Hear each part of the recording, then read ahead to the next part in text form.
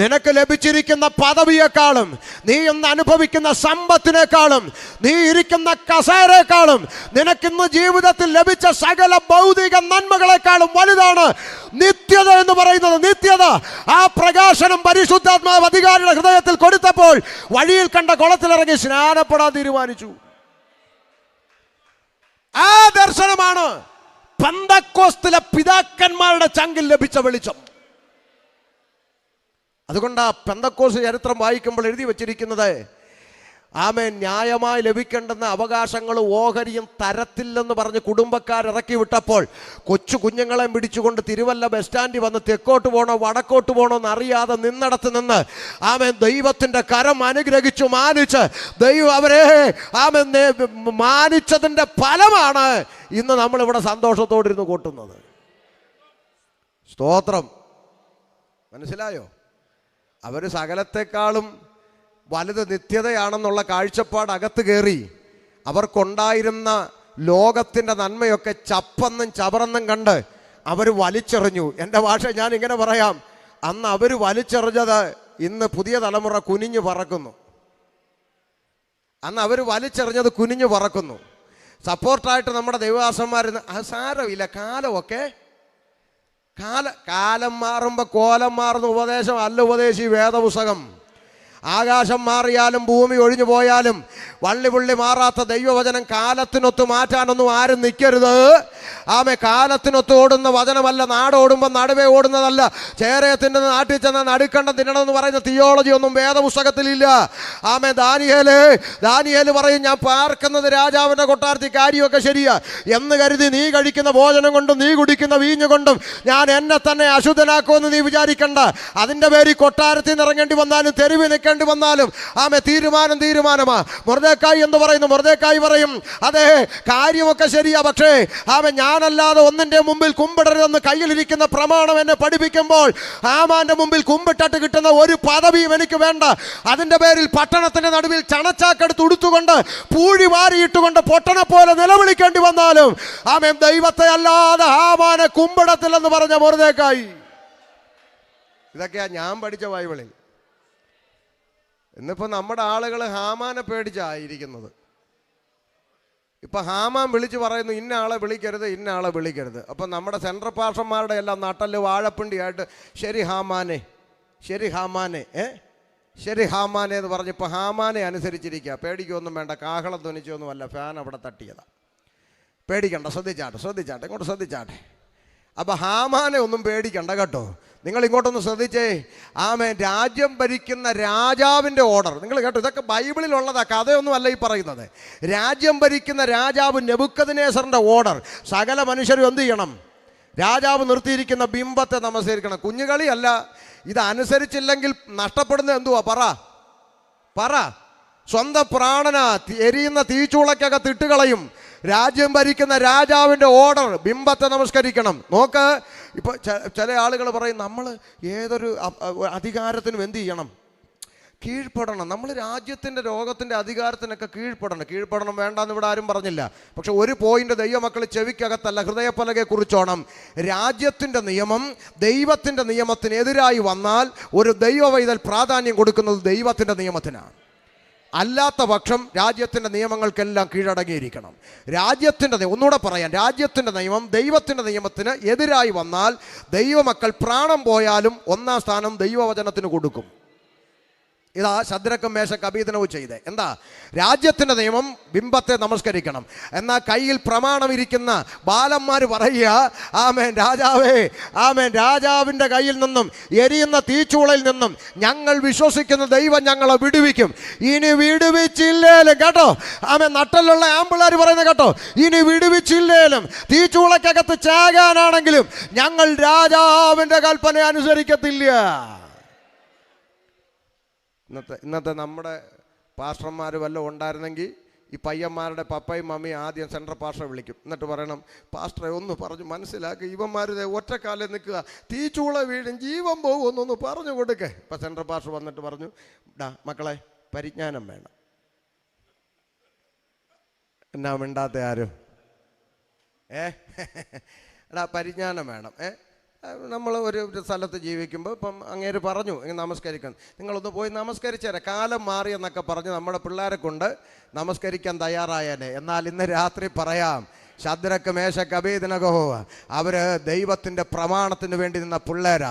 ഇന്ന് രാത്രികാലം ദൈവമക്കളോട് പറയാം, ആമേ, കഴുത്തറുത്തിട്ടാലും പ്രാണം പോയാലും വചനത്തിൻ്റെ പ്രമാണങ്ങൾക്ക് വേണ്ടി എൻ്റെ തലമുറ നിൽക്കണമെന്നാണ് നിങ്ങൾ പ്രാർത്ഥിക്കേണ്ടത്. അല്ലാതെ അവരെ പിന്മാറ്റിക്കളയരുത്, അവരെ നിരുത്സാഹപ്പെടുത്തരുത്. സത്യത്തിന് വേണ്ടി സംസാരിക്കുന്ന കുഞ്ഞുങ്ങളെ വായ അടപ്പിച്ച് കളയരുത്. അവർ പ്രതികരിക്കട്ടെ, അവർ സംസാരിക്കട്ടെ. പ്രാണം പോയാലും അവർ വചനത്തിന് വേണ്ടി നിൽക്കട്ടെ. അങ്ങനെ കർത്താവിന് വേണ്ടി, നിത്യതയ്ക്ക് വേണ്ടി, വചനത്തിന് വേണ്ടി നിൽക്കുന്ന ഒരു തലമുറ ഈ കാലഘട്ടത്തിൽ എഴുന്നേക്കട്ടെ. അത് അഭിമാനമാ, അപമാനമല്ല. സ്തോത്രം. ഞാൻ തിരിച്ചു വരാം. അപ്പൊ ശ്രദ്ധിച്ചോ, അപ്പൊ ഇതിൻ്റെ അകത്ത് മതം പഠിപ്പിക്കാത്ത പുസ്തകമാണ് വിശുദ്ധ ബൈബിൾ.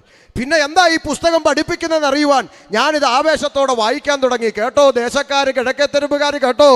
വായിച്ചപ്പോൾ ഷമീർ അബ്ദുൽ സലാമിന് മനസ്സിലായ കാര്യം ഇനി അടുക്കടുക്കായി അങ്ങോട്ട് പറയാൻ പോവുക. ഞാൻ വായിച്ചു, ആദിയിൽ ദൈവം ആകാശവും ഭൂമിയും സൃഷ്ടിച്ചു. മനോഹരം. ചരാചരങ്ങൾ, ഇടജാതി, മൃഗജാതി, കന്നുകാലി, നാൽക്കാലി, പറവജാതി എന്നിങ്ങനെ അടുക്കടുക്കായി പ്രപഞ്ചത്തിൽ സൃഷ്ടിപ്പ് നടത്തുന്ന ഒരു സ്രഷ്ടാവിനെ ഞാൻ ഈ പുസ്തകത്തിൽ കണ്ടു.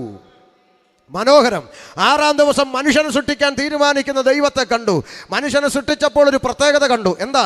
ഒരു മനുഷ്യൻ ഉണ്ടാകട്ടെ എന്ന് പറഞ്ഞില്ല. പകരം ദൈവം തൻ്റെ കരങ്ങളാൽ നിലത്തെ പൊടി കൊണ്ട് ഒരു മനുഷ്യരൂപം നിർമ്മിച്ചു എന്നും അതിൻ്റെ മൂക്കിലേക്ക് ജീവശ്വാസം ഊതി എന്നും മനുഷ്യൻ ജീവനുള്ളവനായി തീർന്നുവെന്നും പുസ്തകത്തിൽ കണ്ടു. മനസ്സിലായോ? അപ്പോൾ ഒരു കാര്യം മനസ്സിലായി. പണ്ട് സ്കൂളിൽ ടീച്ചർമാർ പഠിപ്പിച്ചത് പൊട്ടത്തെറ്റായിരുന്നു. ടീച്ചർമാർ പഠിപ്പിച്ചത് മനുഷ്യൻ എങ്ങനെ ഉണ്ടായെന്നാ പറ? കുരങ്ങിയെന്നുണ്ടായിരുന്നു, കുരങ്ങിയെന്ന്.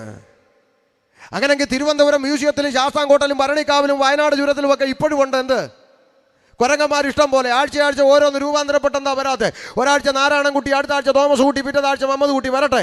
കുരങ്ങ് ഇഷ്ടം പോലെ ഉണ്ടല്ലോ. എടാ, ഇതൊക്കെ പറഞ്ഞു കൊടുത്താലും പിന്നെയും ചിലത് ഒറ്റക്കാലം നിൽക്കും. പാസ്റ്റർ, നിങ്ങൾ എന്തോ പറഞ്ഞാലും ശരി, മനുഷ്യൻ കുരങ്ങി അങ്ങനെ പറയുന്നവരോടൊന്നും വഴക്കുണ്ടാക്കാൻ നിൽക്കരുത്. തൊഴു കൈയോടെ പറയണം, ശരി ചേട്ടാ, അങ്ങനെ ഇരിക്കട്ടെ, നിങ്ങളുടെ വലിയപ്പൻ കുരങ്ങൻ, ഞങ്ങളുടെ അങ്ങനല്ല. സ്വന്തം വലിയപ്പം കുരങ്ങനാന്ന് പറയുന്നവനോട് വഴക്കുണ്ടാക്കിയിട്ട് വല്ല കാര്യമുണ്ടോ? അതുകൊണ്ട് വേദപുസ്തകം പഠിച്ചപ്പം മനസ്സിലായി, കുരങ്ങിയും നല്ല പുഴുവിയും നല്ല നിലത്തെ പൊടി കൊണ്ട് മനുഷ്യനെ നിർമ്മിച്ചു. മനോഹരം. മനുഷ്യൻ ഏകനായിരിക്കുന്നത് നല്ലതല്ല, അവന് തക്കതായ തുണയെ ഉണ്ടാക്കി കൊടുക്കുമെന്ന് അരുളി ചെയ്തുകൊണ്ട് ഉലക ചരിത്രത്തിൽ ആദ്യമായി വിവാഹമെന്ന് പറയുന്ന പവിത്രമായ ബന്ധം സ്ഥാപിച്ച ദൈവത്തെ കണ്ടു. ഭൂമിയിൽ ആദ്യത്തെ കല്യാണം പറ. ചെറുക്കൻ്റെ പേര് ആദം, പെണ്ണിൻ്റെ പേര് ഔവ. കല്യാണം നടന്ന ഓഡിറ്റോറിയം ഏതൻ. കല്യാണം നടത്തിയ ഉപദേശി. സെൻട്രൽ പാർട്സ് ഒന്നുമല്ല, യഹോവയായ ദൈവം. ആദ്യത്തെ കല്യാണം. പിടികിട്ടുന്നുണ്ടോ? അതാ ഇത്രയും പറഞ്ഞ സ്ഥിതിക്ക് ആ കല്യാണം എങ്ങനെ നടന്നതെന്നും കൂടെ അങ്ങ് പറയാം. ആദമെന്ന് പറയുന്ന ചെറുക്കൻ ഏതൻ തോട്ടത്തിൽ നിന്നൊരു കാട്ടുമരത്തിൻ്റെ വള്ളി ഡിങ്കനെ പോലെ പറന്നുപോയി വലിച്ചു പൊട്ടിച്ച് ഈ പെണ്ണിൻ്റെ കഴുത്തേലിട്ടിട്ടൊരു മുറുക്ക്. ഇത് കണ്ട് ദൈവം അപ്പുറത്തോട്ട് മാറി എന്ന് 5-6 കൂവൊക്കെ കൂവി അങ്ങനെ ചെറുക്കൻ അങ്ങ് മുറുക്കി എന്നാണോ ബൈബിളിൽ? പറ അങ്ങോട്ടെ. അങ്ങനെ വല്ലതും മുറുക്കിയോ? അങ്ങനെ ഒന്നും മുറുക്കിയില്ല. അതാ ഈ പെന്തിക്കോസുകാർ മുറുക്കാത്ത. ഇനി ചോദിച്ചേക്കരുത്. ചില കറുത്ത ചരട് പോലും ഇല്ലയോടി? ഇല്ലെന്ന്. ഇല്ലാത്തതുകൊണ്ടാ മുറുക്കാത്ത. മനസ്സിലായോ? ചിരിക്കാൻ പറഞ്ഞതല്ല. പിന്നെന്താ? ദൈവം സ്ഥാപിച്ച വിവാഹം എങ്ങനെ? ഉടമ്പടി. ആ ഉടമ്പടിക്കകത്തൊരു കുടുക്കുണ്ട്. കുടുക്ക്. മനസ്സിലായോ? ചിരിക്കാൻ പറഞ്ഞതല്ല. ഉടമ്പടിക്കകത്തൊരു കുടുക്കുണ്ട്. എന്താ കുടുക്ക്? ഈ ദൈവം സാക്ഷിയായ ഒരു ഉടമ്പടി ചെറുക്കൻ ചെയ്യുക. എന്താ? ഇവൾ എൻ്റെ അസ്ഥിയിൽ നിന്ന് അസ്ഥി, എൻ്റെ മാംസത്തിൽ നിന്നുള്ള മാംസം. ഉടമ്പടി. കുടുക്കുണ്ട്. എന്താ? അസ്ഥിക്ക് മാംസം കൂടാതെ, മാംസത്തിന് അസ്ഥി കൂടാതെ ഭൂമി ജീവിക്കാൻ പറ്റില്ല. ഉണ്ടോ? ഇവിടെ പ്രസംഗിച്ചുകൊണ്ട് നിൽക്കുന്ന എൻ്റെ ശരീരത്തിൽ അസ്ഥിയുണ്ട്, മാംസമില്ല. പിള്ളേരെന്നെ പൊക്കിയെടുത്ത് ലാബിൽ കൊണ്ട് തൂക്കിയിടും പഠിക്കാൻ. ശരിയാണോ? ഇനി മാംസമുണ്ട്, അസ്ഥിയില്ലെന്നിരിക്കട്ടെ, എഴുന്നേറ്റ് നിവർന്ന് നിൽക്കുവോ? നിങ്ങളിങ്ങനെ ഇരിക്കുവോ? ഇല്ല. മാവ് കുഴച്ചിട്ടിരിക്കുന്ന പോലെ അവിടെ കിടക്കും. അപ്പം അസ്ഥിയും മാംസം ഉണ്ടെങ്കിലല്ലേ ഞാനിങ്ങനെ നിൽക്കുള്ളൂ. ശരിയാണോ? വേഗം പറ. ശരിയാ. അപ്പോൾ തന്നെ ഷമീർ കൊല്ലത്തിൻ്റെ അസ്ഥിയും മാംസവും തമ്മിൽ വേർപെടുന്ന ഒരു ദിവസം ഇല്ലേ? ഉണ്ടോ? എന്നാ അത്? അങ്ങോട്ട്. ഷമീർ കൊല്ലം മരിച്ച് പെട്ടിക്കകത്താക്കി കൊണ്ടുവച്ച് പന്തലിട്ട് ഇതുപോലെ നിങ്ങളെല്ലാം വരുമോ? എല്ലാവരും വരണം. ചത്തിട്ട് ക്ഷണിക്കാൻ പറ്റത്തില്ല, ഇപ്പോഴേ ക്ഷണിക്കുന്നത്. എല്ലാവരും വരണം. അപ്പോൾ എല്ലാവരും വന്ന് പന്തലൊക്കെ ഇട്ട് ഇതുപോലെ ഉപദേശിമാരും സൈഡിൽ കസേരയൊക്കെ ഇട്ടിരിക്കും. പിന്നെ ഇവരെഴുന്നേറ്റ് എന്നെക്കുറിച്ചൊരു തള്ളി മറിക്കലങ്ങ് നടത്തും. ഈ കാലഘട്ടത്തിൻ്റെ പിന്നെ ഗജവീരൻ എന്നൊക്കെ ചിലപ്പോൾ പറയും. എനിക്ക് എഴുന്നേറ്റ് പറയാൻ പറ്റത്തില്ലല്ലോ, ഞാൻ ആനയല്ലെന്ന് പറയും. ഇവർ തള്ളി ഞാനൊരു കാര്യം ദൈവാസന്മാരോട് പറയാം. ജീവിച്ചിരിക്കുമ്പം വെക്കാവുന്ന ഭാരം മൊത്തം വെച്ചേച്ച് ചാകുമ്പോൾ തള്ളാനായിട്ട് ഒരുത്തനും അങ്ങോട്ട് വന്നേക്കരുത്. അതും കൂടെ ഇപ്പം ചേർത്തങ്ങ് പറയുക അല്ലേ. വല്ലതും നല്ലത് പറയുന്നത് എപ്പോൾ പറയണം വച്ചാ ജീവിച്ചിരിക്കുമ്പോൾ ദൈവാസനെ നന്നായിട്ടുണ്ട്, ദൈവം അനുഗ്രഹിക്കട്ടെ, നമുക്കൊരു സന്തോഷം, മുമ്പോട്ട് പോകാനൊരു ഊർജ്ജം അല്ലേ. അതാ ജീവിച്ചിരിക്കുമ്പം ഉള്ള പാറ മൊത്തം വെച്ചേച്ച് ജാകുമ്പോൾ തള്ളാനായിട്ട് ആരും വരണം. അപ്പം ചത്ത് കഴിഞ്ഞ് പെട്ടി കൊണ്ടുവച്ച് പെട്ടിയെല്ലാം പ്രാർത്ഥിച്ചുകൊണ്ട് കല്ലറെ കൊണ്ടുവച്ചിട്ട് മണ്ണുമൊക്കെ ഇട്ട് നിങ്ങളെല്ലാം പോയി ഉഴുന്നുവടയും ചായം കഴിച്ച് എല്ലാവരും പിരിഞ്ഞ് മണിക്കൂറുകൾ കഴിയുമ്പോൾ എൻ്റെ അസ്ഥിയും മാംസവും വേർപെട്ട് മണ്ണിൽ അരിഞ്ഞു ചേരുന്നത് മരണമെന്ന പ്രോസസ്സിലൂടെ അല്ലേ. അങ്ങനെയാണെങ്കിൽ ദൈവം യോജിപ്പിച്ച വിവാഹബന്ധത്തിൻ്റെ പ്രത്യേകത മരണത്താലല്ലാതെ ദൈവം യോജിപ്പിച്ചതിന് മനുഷ്യൻ വേർപിരിക്കാൻ കഴിയാത്ത പവിത്രമായ ബന്ധമാണ് ഭൂമിയിൽ ദൈവം സ്ഥാപിച്ച വിവാഹം. മനസ്സിലായോ? ഇത് മനുഷ്യൻ്റെ ബുദ്ധിക്കകത്ത് മനസ്സിലായപ്പോൾ അവൻ്റെ തലയ്ക്കകത്ത് ചിന്തിച്ചു, ചാകുന്നവരെ ഇതിനെയൊക്കെ ചുമക്കേണ്ടി വരുമല്ലോ എന്നോർത്തപ്പോൾ യവൻ കണ്ടുപിടിച്ച സൂത്രമാണ് മുറുക്ക്. കാര്യത്തിൻ്റെ ഗൗരവം പിടി കിട്ടിയോ? മുറുക്കാവുമ്പോൾ ഈ ദേഷ്യം വരുമ്പോൾ ഇത് വലിച്ചു പൊട്ടിച്ചിട്ട് എനിക്ക് നിന്നെ വേണ്ടാടി എന്ന് പറയുമ്പോൾ ഇവൻ നൈസായിട്ട് ഊര. അങ്ങനെ ഓടി നടന്ന് മുറുക്കാൻ വേണ്ടി അവൻ കണ്ടുപിടിച്ചാണ് മുറുക്ക്. മനസ്സിലായോ? അതുകൊണ്ടാണ് ചിലരെന്ന് തുണി മാറുന്ന പോലെ ഓടി നടന്ന് മുറുക്കുന്നത്. പിടികിട്ടിയോ? അതുകൊണ്ട് ഒന്നും മുറുക്കിയില്ല, ഒരു മുറുക്കുമില്ലേലും ദൈവ കുഞ്ഞുങ്ങൾ സമാധാനത്തോട് സ്വസ്ഥതയോടെ ദൈവമക്കളെ സമാധാനത്തോടെ ജീവിക്കാൻ കാരണം ദൈവത്താൽ യോജിപ്പിക്കപ്പെടണം. കല്യാണമല്ലാത്തത് കൊണ്ട് അത്രയും പറഞ്ഞ് ആ ഭാഗം വിടുന്നു. ശ്രദ്ധിച്ചാട്ടെ. അപ്പോൾ ഉലകത്തിൽ ആദ്യത്തെ കല്യാണം കുടുംബജീവിതം. ഇനിയിപ്പോൾ വേണമെങ്കിൽ പുറത്ത് കേൾക്കുന്നവരൊരു ഭാഷയ്ക്ക് പിന്നെ അങ്ങനെയുടെ ദൈവം ലോകത്തിൽ ആദ്യമായിട്ട് 2 മനുഷ്യനെ സൃഷ്ടിച്ചു. ആദമ്മ അതിന് 6 മാസം മുമ്പേ ഞങ്ങളുടെ ദൈവം സൃഷ്ടിച്ചായിരുന്നു 2 പേർ. എന്നാൽ പിന്നെ സ്റ്റേജിലോട്ട് കയറി വന്ന് മൈക്ക് തരാം, ആ 2 പേരുടെ പേരൊന്ന് പറ. ഞാനും പഠിക്കട്ടെ, എനിക്കും പഠിക്കണം അല്ലേ. ഉലക ചരിത്രത്തിൽ ഏത് മതക്കാരനോടും ഭൂമിയിൽ ആദ്യത്തെ മനുഷ്യരാരാന്ന് ചോദിച്ചാൽ സകല എണ്ണവും പറയുന്ന 2 പേരെ ഇന്ന് വരെ കേട്ടിട്ടുള്ളൂ, ആദാമും ഹവ്വായും. അത് ലോകത്തോട് ആദ്യം പറഞ്ഞത് ഈ പുസ്തകമാണ്. അപ്പോൾ ഇന്നാളൊരാൾ ചോദിച്ചു, അതെന്താ ഖുർആനിൽ ആദമും ഹവ്വായും ഒന്നും കണ്ടിട്ടില്ലേ എന്ന്. ഞാൻ പറഞ്ഞു കണ്ടിട്ടുണ്ട്. സൃഷ്ടിപ്പിനെ കുറിച്ചില്ലേ? ഉണ്ട്. പിന്നെന്തിനാ നിങ്ങൾ അത് വിട്ടേച്ച് ഇതെടുത്ത് പറയാം. ഈ പുസ്തകം പറഞ്ഞതിന് ശേഷം ഈ പുസ്തകം പറഞ്ഞതിന് ശേഷം AD 570 നബി തിരുമേനി സൗദി അറേബ്യ ജനിക്കുന്നത്. 40 വയസ്സ് തൊട്ട് 63 വയസ്സ് വരെയാണ് അദ്ദേഹത്തിന് അവതരിപ്പിക്കപ്പെട്ടത്. 570 + 40 സമം വിരലെണ്ണി കൂട്ടുവാന്നോ? 570 + 40 = 610. അർത്ഥാൽ ഈ പുസ്തകം പറഞ്ഞ് 610 വർഷങ്ങൾക്കപ്പുറത്താണ് ആ പുസ്തകം പറഞ്ഞത്. അതുകൊണ്ടാണ് അത് വിട്ടേച്ച് ഇതെടുത്തത്. ഇനി ഇതിന് 6 മാസം മുമ്പേ പറഞ്ഞതുണ്ടെങ്കിൽ കൊണ്ടുവരാനായി പറയുന്നത്. ഇത് വിട്ടേച്ചെടുക്കാം. സ്തോത്രം. അതുകൊണ്ട് അബദ്ധമൊന്നും പറ്റിയിട്ടില്ല കേട്ടോ, അബദ്ധമൊന്നും പറ്റിയിട്ടില്ല. ബാപ്പാടെ കുടുംബക്കാർ ഒരു കല്യാണ സ്ഥലത്ത് വെച്ച് കണ്ടപ്പം ബാപ്പാടെ കുടുംബക്കാർ പണ്ട്, ഇപ്പോഴൊന്നും അല്ല കേട്ടോ, വിശ്വസിച്ചിറങ്ങിയ ആ കാലത്ത് കണ്ടപ്പോൾ പറഞ്ഞു, മുസ്ലിം എന്നൊന്നും ആരും അങ്ങനെ പോകത്തില്ല, നിനക്കെന്തോ അബദ്ധം പറ്റിപ്പോയാന്ന് പറഞ്ഞ് അന്ന് എന്നെ ഒന്ന് ചഞ്ചലിപ്പിച്ചു. അന്ന് ഞാനിങ്ങോട്ട് ഇറങ്ങിയ കാലമായതുകൊണ്ടൊരു ചഞ്ചലം. അപ്പോൾ അന്നൊരു ഉപദേശി കണ്ടപ്പോൾ ചോദിച്ചു, ഉപദേശി എന്നെപ്പോലെ വിശ്വാസത്തിൽ വന്ന വേറെ ആരെങ്കിലും കേരളത്തിൽ ഉണ്ടോ എന്ന് ചോദിച്ചു, ഒരു സമാധാനത്തിന്. അപ്പോൾ പുള്ളിക്കാരൻ പറഞ്ഞു, പാസ്റ്റർ നസീർ ആലപ്പുഴയിലുണ്ടെന്ന്. നമ്പർ ഒന്ന് തരാൻ പറഞ്ഞു. മേടിച്ചു, നേരെ വിട്ട് ആലപ്പുഴയ്ക്ക്. അവിടെ ചെന്ന് നസീർ പാസ്റ്ററെ കണ്ടു. അപ്പം ഞാൻ ചോദിച്ചു, നസീർ പാസ്റ്റർ എന്നാ വിശ്വാസത്തിൽ വന്നേ? എന്നോട് ചോദിച്ചു, നീ എന്നാ വന്നേ? ഞാൻ പറഞ്ഞു, ഞാൻ ഇപ്പോൾ 2002 ഇറങ്ങിയുള്ളൂ. ഞാൻ 94 ഇറങ്ങിയെന്ന്. ആലപ്പുഴ ജനിച്ച് ആലപ്പുഴ വളർന്ന ആലപ്പുഴയിൽ പാർട്ടി പ്രവർത്തനമായി ഇൻകുല വിളിച്ച് നടന്ന നസീറും റഷീദയും കുടുംബമായി കർത്താവിൻ്റെ വേല ചെയ്യുന്ന കണ്ടു. അത് കണ്ടപ്പോൾ എനിക്ക് മനസ്സിനൊരു ഒരാശ്വാസം. നമ്മൾ മലയാളിക്ക് അങ്ങനെയാണല്ലോ, നമ്മുടെ വീട്ടിൽ കറണ്ട് പോകുമ്പോൾ ജനലിലൂടെ നോക്കി അപ്പുറത്തും കൂടെ പോയെന്നറിയുമ്പോൾ അപ്പോൾ ഒരാൾ കൂടെ ഉണ്ടല്ലോ എന്ന് ഓർത്തപ്പോൾ ഒരു സമാധാനം. ഞാൻ ചോദിച്ചു, നസീർ പാസ്റ്ററെ നമ്മളെപ്പോലെ വേറെ ആരെങ്കിലും ഉണ്ടോ? ഉടനെ പുള്ളി പറഞ്ഞു, പിന്നെ പാസ്റ്റർ സിയാദ് മുഹമ്മദ് കോട്ടയത്തുണ്ടെന്ന്. നേരെ വിട്ടു കോട്ടയത്തിന്. സിയാദിനെ കണ്ടപ്പോൾ ചോദിച്ചു, സിയാദ് വേറെ ആരെങ്കിലും ഉണ്ടോ? പിന്നെ പാസ്റ്റർ ഷാജഹാൻ മലപ്പുറത്തുണ്ടെന്ന്. നേരെ വിട്ടു ചുങ്കത്തറ ചെന്ന് ഷാജഹാനെ ഷീജ ബീബിയും കണ്ടു. ചോദിച്ചു, വേറെ ആരെങ്കിലും ഉണ്ടോ? പിന്നെ പാസ്റ്റർ ഇസ്മായിൽ അട്ടപ്പാടി ഡോക്ടർ മുരളീധരൻ്റെ അടുത്തുണ്ടെന്ന്. നേരെ വിട്ടു അട്ടപ്പാടി ചെന്ന് പാസ്റ്റർ ഇസ്മായിലിനെ കണ്ടു. ഇപ്പോൾ പുള്ളി എൻ്റെ അളിയനാ, ആയൂർ IPCയിലെ പാസ്റ്ററാ. ഇസ്മായിൽ പറഞ്ഞു, പാസ്റ്റർ റഫീഖ് വയനാടുണ്ടെന്ന്. റഫീഖിനെ കണ്ടപ്പോൾ പറഞ്ഞു, പാസ്റ്റർ മുനീർ കാസർഗോഡുണ്ടെന്ന്. മുനീറിനെ കണ്ടപ്പോൾ പറഞ്ഞു, പാസ്റ്റർ അബ്ദുൽ വഹാബ് കണ്ണൂർ തളിപ്പറമ്പിലുണ്ടെന്ന്. അബ്ദുൽ വഹാബിനെ കണ്ടപ്പോൾ പറഞ്ഞു, അനുജൻ അബ്ദുൽ സമദ് നാലാഞ്ചിറയിലുണ്ടെന്ന്. അബ്ദുൽ സമദിനെ കണ്ടപ്പോൾ പറഞ്ഞു, സൗദാ ബീബി ഇറങ്ങിയിട്ടുണ്ടെന്ന്. സൗദാ ബീബി പറഞ്ഞു, റംല തോമസ് ഇറങ്ങിയിട്ടുണ്ടെന്ന്. ചുരുക്കി പറഞ്ഞാൽ ഇന്ന് കേരളത്തിൽ ആയിരക്കണക്കിന് ആളുകൾ ഈ സത്യദൈവത്തെ അറിഞ്ഞ് ഈ നിത്യജീവനിലേക്ക് പ്രവേശിച്ചു കൊണ്ടിരിക്കുക. അബദ്ധമൊന്നുമല്ല. കഴിഞ്ഞ ആഴ്ച തിരുവനന്തപുരത്തിന് കൺവെൻഷന് പ്രസംഗിക്കാൻ പോയപ്പോൾ മതലയിൽ കൺവെൻഷൻ്റെ നോട്ടീസുകൾ കണ്ടിങ്ങനെ ഡ്രൈവ് ചെയ്യുമ്പോൾ വായിച്ച് ശ്രദ്ധിച്ചു പോകുമ്പോൾ കാണുക പല പുതിയ പുതിയ പാസ്റ്റർമാരുടെ പേര്. പാസ്റ്റർ സുരേഷ്, സുമേഷ്, രതീഷ്, രമേശ്, നാരായണൻ, ഗോപാലകൃഷ്ണൻ, കുട്ടപ്പൻ, രാജപ്പൻ, എല്ലാം പാസ്റ്ററാണ്. സ്തോത്രം. മൂന്നാമതൊരു വശം പഠിച്ചാൽ ഫാദർ ജോർജ് മാത്യു പുതുപ്പള്ളി അച്ഛൻ, യാക്കോബക്കാരൻ അച്ഛൻ, ഫാദർ മാർഷലിൻ ജെ മൊറൈസ് റോമൻ കത്തോലിക്ക സന്യാസി ശ്രേഷ്ഠനായിരുന്ന അച്ഛൻ, ഫാദർ ക്രിസ്പിൻ അച്ഛൻ കത്തോലിക്ക പുരോഹിതനായ അച്ഛൻ, ഇങ്ങനെ അനേക അച്ഛന്മാരെ 60-70 വയസ്സിൽ പോത്തിനെ കുളിപ്പിക്കുന്ന കലക്കവെള്ളത്തിൽ മുങ്ങി സ്നാനപ്പെട്ട് പെന്തക്കോസുകാരുടെ കൂട്ടത്തിൽ കൂടി എന്ന് പറഞ്ഞാൽ സകല വിഭാഗങ്ങളിൽ നിന്നും സത്യം അറിയുകയും സത്യത്താൽ സ്വതന്ത്രരാക്കപ്പെടുകയും ചെയ്തുകൊണ്ട് ജനങ്ങൾ ജീവനുള്ള ദൈവത്തിങ്കലേക്ക് വരികയാ. സ്തോത്രം. അതുകൊണ്ട് വേഗത്തിൽ തിരിച്ചു വരാം. ആ മനുഷ്യർ ദൈവത്തെ ആരാധിച്ചുകൊണ്ട് മുന്നോട്ട് പോകുന്ന രംഗം ഉൽപ്പത്തിയിൽ കണ്ടു. മനോഹരം. 1-ാം ഘട്ടം അവിടെ തീർന്നു. വേറെ പ്രശ്നങ്ങളൊന്നുമില്ല. ആകെ കൂടെ ഒരു ദൈവം, യഹോവയായ ദൈവം. ആകെ കൂടെ 2 മനുഷ്യൻ, ആദം ഹവ്വ. വേറെ പ്രശ്നങ്ങളൊന്നുമില്ല. മനോഹരം. ആകെ കൂടെ 2 മനുഷ്യൻ, ആദം ഹവ്വ. ആകെ കൂടെ ഒരു ദൈവം, യഹോവയായ ദൈവം. മനുഷ്യന്മാർ തമ്മിൽ അടിയില്ല, കാരണം വേറെ മനുഷ്യരില്ല. ദൈവങ്ങൾ തമ്മിൽ അടിയില്ല, കാരണം വേറെ ഇല്ല. ഇല്ലേ? അങ്ങനെ സന്തോഷത്തോട് പോകുന്ന 1-ാം ഘട്ടം. അതാണ് ഭക്തന്മാർ പാടിയത്. ഏകസത്യ ദൈവമേയുള്ളൂ ഭൂവാസികളെ, ഏകസത്യ ദൈവമേയുള്ളൂ ഭൂവാസികളെ, ഏകസത്യ ദൈവമേയുള്ളൂ. ഓർമ്മയില്ലേ? കണ്ട കല്ലും മരങ്ങളും കൊണ്ടു പല രൂപം തീർത്തു, കൊണ്ടുവച്ചടത്തിരിക്കും തുണ്ടമല്ല സത്യ ദൈവം, ഏകസത്യ ദൈവമേയുള്ളൂ. ആ പഴയ കൺവെൻഷനിലോട്ടൊന്ന് പോയി, ഇല്ലേ? അതാ അനുഗ്രഹം. ആ പണ്ടത്തെ യോഗത്തിലോട്ടൊന്ന് പോയി പലരും. അതാ അപ്പച്ചന്മാരുടെ കാല അനുഗ്രഹം തന്നെയാണ്. ആരും കുറച്ചൊന്നും കാണണ്ട. സുവിശേഷമായി പ്രസംഗിക്കപ്പെട്ടിടത്തെല്ലാം ആ അനുഗ്രഹം ഉണ്ടായിരുന്നു. ഇന്നിപ്പം സുവിശേഷ യോഗം ഒന്ന് നോട്ടീസിലുണ്ട്, സുവിശേഷം കേൾക്കാൻ. കഴിഞ്ഞ ദിവസം ഒരു പാസ്റ്റർ എന്നെ യോഗത്തിന് വിളിച്ചു. ഡേറ്റ് ആ പറഞ്ഞ ഡേറ്റ് ഇല്ലാത്തത് കൊണ്ട് ഞാൻ പറയും പാസ്റ്ററെ ആ ഡേറ്റ് ഇല്ല. ശരി പാസ്റ്ററെ എന്ന് പറഞ്ഞു വെച്ചു. ഇച്ചിരി കഴിഞ്ഞപ്പോൾ ഒന്നുകൂടെ വിളിച്ചിട്ട് ചോദിക്കുക, ഷമീർ പാസ്റ്ററെ നമുക്ക് ആരെയും ഒന്നും വിളിക്കാൻ പറ്റുന്നതെന്ന്.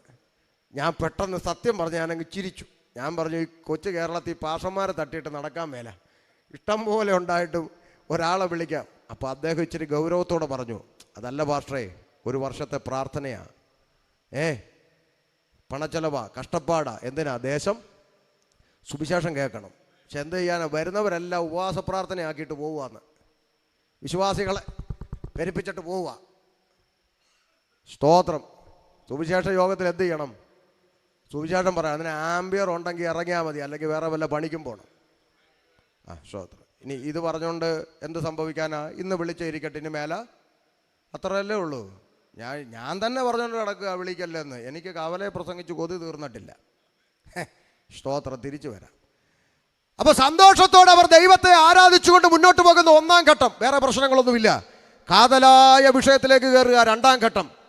സൃഷ്ടാവായ ദൈവത്തിൽ നിന്ന് സൃഷ്ടിയായ മനുഷ്യനെ അകറ്റിക്കളയുവാൻ രംഗപ്രവേശനം ചെയ്തൊരു വില്ലനെ കണ്ടു. പിശാച്, പിശാച്, ഇബ്ലീസ്, ശൈത്താൻ, സാത്താൻ എന്നിങ്ങനെ മനുഷ്യൻ വിവിധ നാമങ്ങളിൽ സംബോധന ചെയ്യുന്ന പിശാച്. പിശാച് എന്ന് പറഞ്ഞാൽ ആരാ? മനുഷ്യൻ്റെ ചില തെറ്റിദ്ധാരണകളൊന്നും മാറ്റാൻ 2 വരി പറയാം.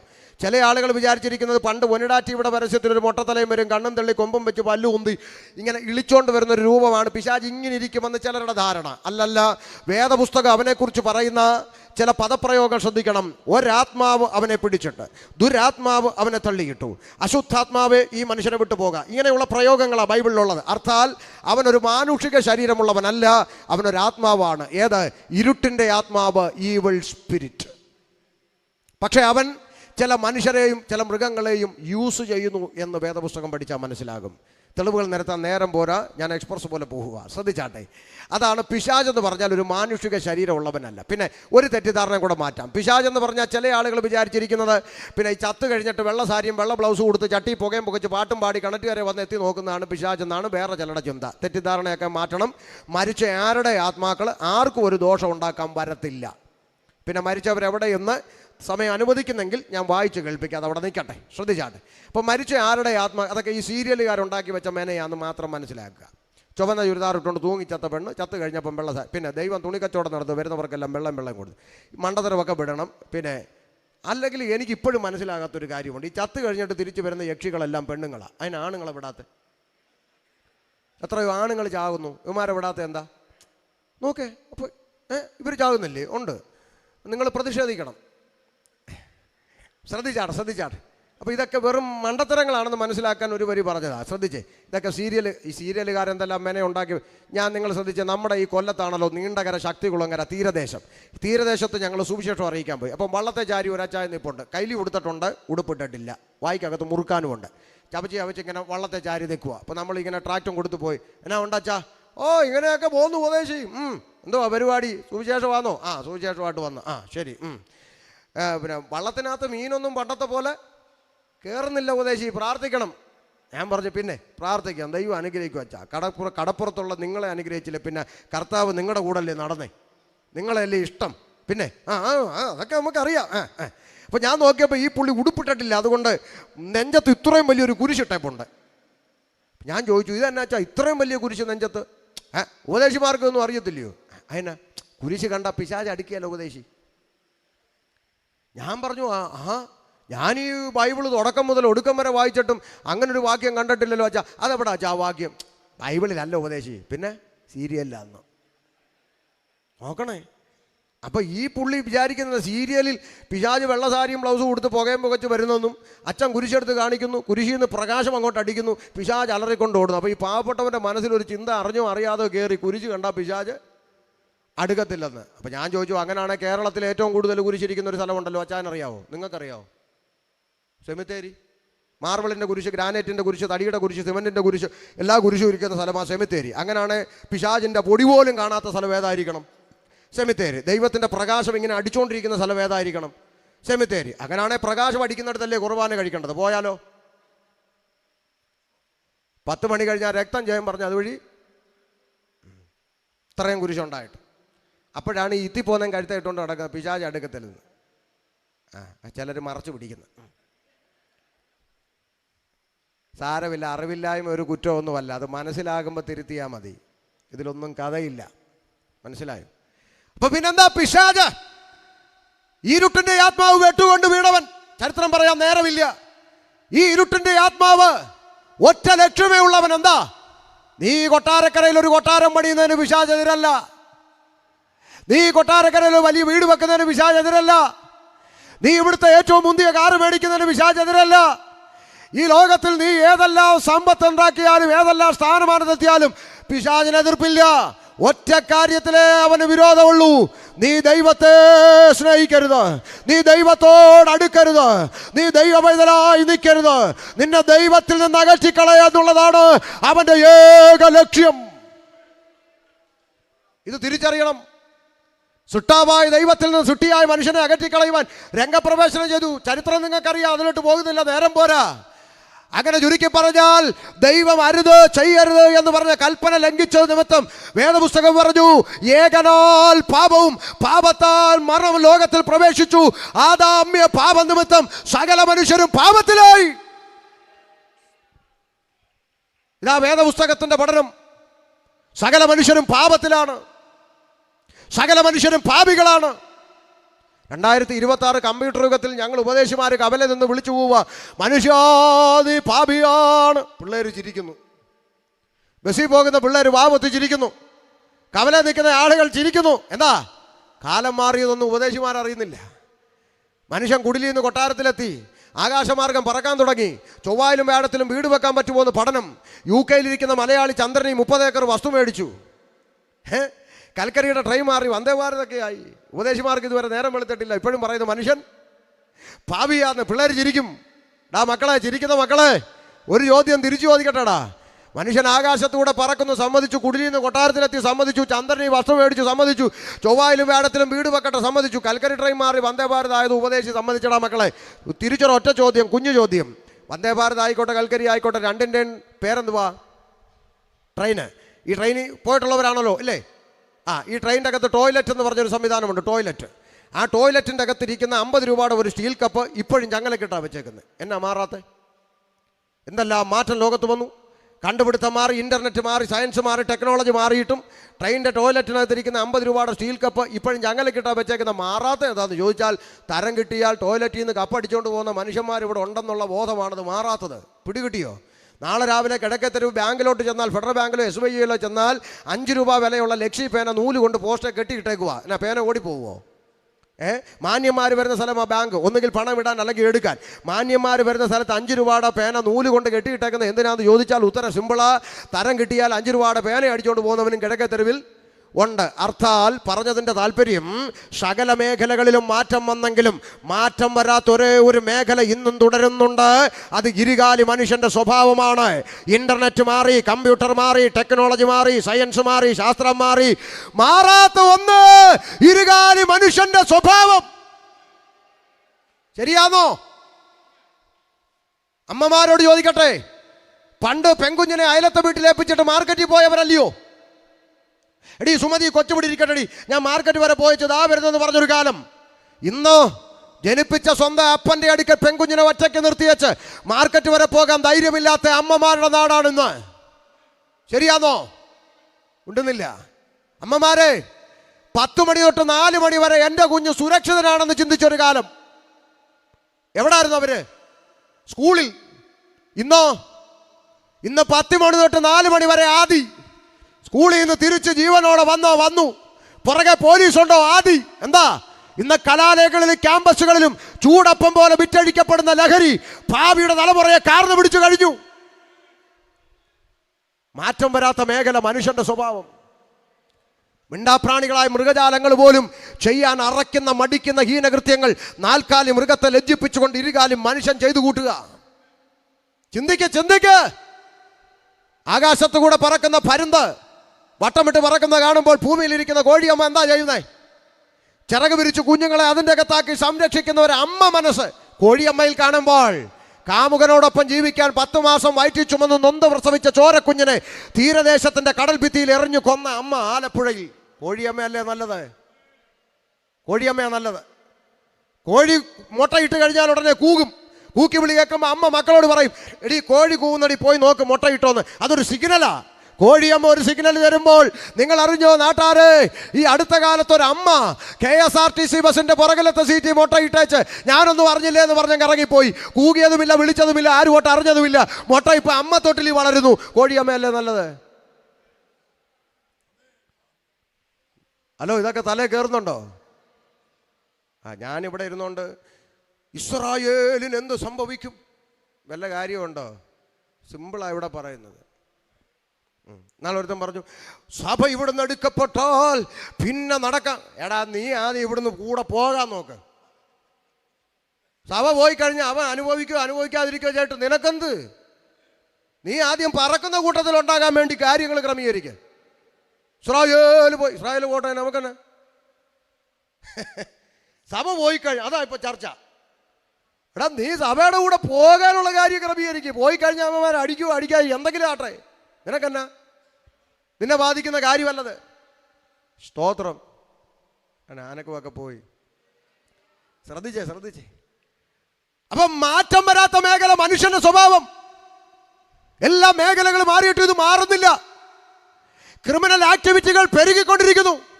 പ്രായപൂർത്തിയാകാത്ത കുഞ്ഞുങ്ങൾ കുറ്റവാളികളായി മാറി ജുവൈനൽ ഹോമിലേക്ക് തള്ളപ്പെടുന്നു. കുടുംബ ബന്ധങ്ങൾ തകരുന്നു. ആത്മഹത്യകൾ പെരുകുന്നു. മനുഷ്യന്റെ ജീവിതം നാനാവിശേഷമായി പോകുന്നു. അവന്റെ ധാർമ്മികത കീഴ്പോട്ട് പോകുന്നു. എന്തുകൊണ്ട് ഇത് സംഭവിക്കുന്നു? എന്താ ഇങ്ങനെ സംഭവിക്കുന്നത്? പിണറായി രാജിവെക്കണം. അങ്ങേരാണോ കുഴപ്പക്കാരൻ? പിണറായി ആണോ കുഴപ്പക്കാരൻ? അങ്ങേര് രാജിവെച്ചിട്ട് VD സതീശൻ വന്നാൽ കുറ്റകൃത്യങ്ങൾ തീരുവോ? ഇവർ രണ്ടുപേരും മാറി താമര വിരിഞ്ഞാൽ കുറ്റകൃത്യം തീരുവോ? ഈ മനുഷ്യൻ കുറ്റകൃത്യങ്ങളിൽ നിന്ന് മോചിക്കപ്പെടണമെങ്കിൽ, തിന്മയിൽ നിന്ന് രക്ഷ പ്രാപിക്കണമെങ്കിൽ പാപത്തെ അറസ്റ്റ് ചെയ്യാനുള്ളൊരു സംവിധാനം ഇവിടെ കണ്ടുപിടിക്കപ്പെടണം. ഇതിൻ്റെ എല്ലാം പിന്നിൽ ഒളിച്ചിരിക്കുന്ന യഥാർത്ഥ വില്ലൻ പാപമാണ്. ആ പാപത്തെ അറസ്റ്റ് ചെയ്യാനുള്ളൊരു കണ്ടുപിടുത്തം ലോകത്തിൽ ഒരിടത്തും ഒരാളും ഇന്ന് വരെ കണ്ടുപിടിച്ചിട്ടില്ല. അങ്ങനെ മനുഷ്യൻ്റെ അകത്തിരിക്കുന്ന പാപത്തെ അറസ്റ്റ് ചെയ്യാൻ കഴിയുന്ന ഒരു കണ്ടുപിടുത്തം ഉലകത്തിൽ ആരെങ്കിലും കണ്ടുപിടിച്ചാൽ അത് ആദ്യം ഞങ്ങൾ ഉപദേശിമാരെ അറിയിക്കണം. അന്നത്തോടെ ഞങ്ങളുടെ റിട്ടയർമെൻറ്റ് ദിവസമാണ്. അന്നത്തോടെ ഞങ്ങളുടെ സുവിശേഷ യോഗത്തിന് കട്ടനിടുന്ന ദിവസമാണ്. കാരണം പാപത്തിന്റെ പിടിയിൽ നിന്നൊരു മനുഷ്യനെ രക്ഷിപ്പാൻ ഉലകത്തിൽ ഇന്ന് വരെ ഒരുത്തന് കഴിഞ്ഞിട്ടുണ്ടെങ്കിൽ അത് ഞാൻ പ്രസംഗിക്കുന്ന യേശുക്രിസ്തുവാകുന്ന സുവിശേഷത്തിനല്ലാതെ മറ്റൊരുത്തനും കഴിഞ്ഞിട്ടില്ല. മനസ്സിലായോ? അതുകൊണ്ട് വേദപുസ്തകം പ്രഖ്യാപിച്ചു, ആദാമ്യ പാപം നിമിത്തം സകല മനുഷ്യരും പാപത്തിലായി, ഏകനാൽ പാപവും പാപത്താൽ മരണവും ലോകത്തിൽ പ്രവേശിച്ചു, സകല മനുഷ്യരും പാപികളാണ്. അപ്പം ഈ തലച്ചോറ് ഇച്ചിരി കൂടുതലുള്ള ബുദ്ധിയുള്ള ഡിഗ്രിയുള്ള ആളുകൾ ഒരു ചോദ്യം ചോദിക്കും, പറയാം, അല്ല ഉപദേശി ഒരു സംശയം, ഈ ആദമും ഹവ്വായും പാപം ചെയ്തു സമ്മതിച്ചു, അതിൻ്റെ പേര് ഒരു തെറ്റും ചെയ്യാത്ത ബാക്കിയുള്ള മനുഷ്യരൊക്കെ പാപിയാന്ന് പഠിപ്പിക്കുന്ന ഇതൊക്കെ യുക്തിക്ക് നിരക്കുന്ന കാര്യമാണോ ഉപദേശി? ഞാൻ നിരപ്പിക്കാം, അവിടെ ഇരി, ഞാൻ നിരപ്പിക്കാം. അതിനു മുമ്പ് ഒരു ചോദ്യം അങ്ങോട്ട് ചോദിക്കുക. ലോകത്തെ രാജ്യത്ത് ഇന്നും മരുന്ന് കണ്ടുപിടിക്കപ്പെട്ടിട്ടില്ലാത്തൊരു രോഗം നിലനിൽക്കുന്നു, പേര് പറ. HIV, എയ്ഡ്സ് എന്ന് പറഞ്ഞ മാരക രോഗം. ഈ എയ്ഡ്സ് രോഗിയായ അപ്പനും അമ്മയ്ക്കും ഒരു കുഞ്ഞ് ജനിച്ചാൽ ആ കുഞ്ഞ് ആരായിരിക്കും? പറ. എയ്ഡ്സ് രോഗി. മരണം വരെ ആ കുഞ്ഞ് ആരായി തുടരും? എയ്ഡ്സ് രോഗി. ചോദ്യം, ഈ ചോരക്കുഞ്ഞ് ചെയ്ത തെറ്റെന്താന്ന് നിങ്ങൾ ആരെങ്കിലും എനിക്കൊന്ന് പറഞ്ഞതാ? ഈ ചോരക്കുഞ്ഞ് എന്ത് തെറ്റ് ചെയ്തു? ഈ ചോരക്കുഞ്ഞ് ബ്ലഡ് സ്വീകരിച്ചോ? ഇല്ല. ഈ ചോരക്കുഞ്ഞ് വ്യഭിചാരം ചെയ്തുവോ? ഇല്ല. ഈ ചോരക്കുഞ്ഞ് തൊട്ടിലേക്ക് കിടന്ന എയ്ഡ്സ് രോഗിയുടെ ബ്ലേഡ് എടുത്ത് വെച്ചങ്ങാണ്ട് ഷേവ് ചെയ്തോ? ഇല്ല. പിന്നെ എങ്ങനെയാണോ കുഞ്ഞു രോഗിയായെന്ന് ചോദിച്ചാൽ ഉത്തരം, കുഞ്ഞൊരു തെറ്റും ചെയ്തിട്ടില്ല. പിന്നെ അപ്പനും അമ്മയും വഴിവിട്ട് ജീവിച്ചതിൻ്റെ ഫലം ഒരു തെറ്റും ചെയ്യാത്ത ഒരു തലമുറ ഒരു ജന്മം മുഴുവൻ അനുഭവിച്ചു തീർക്കുന്നു. ഒരു ഡിഗ്രിയും എതിർക്കുന്നില്ല, ഒരു സയൻസും എതിർക്കുന്നില്ല, ഒരു മെഡിക്കലും എതിർക്കുന്നില്ല. കാരണം അവർക്ക് പറയാനൊരു ഉത്തരവുണ്ട്. എന്താ ഉത്തരം?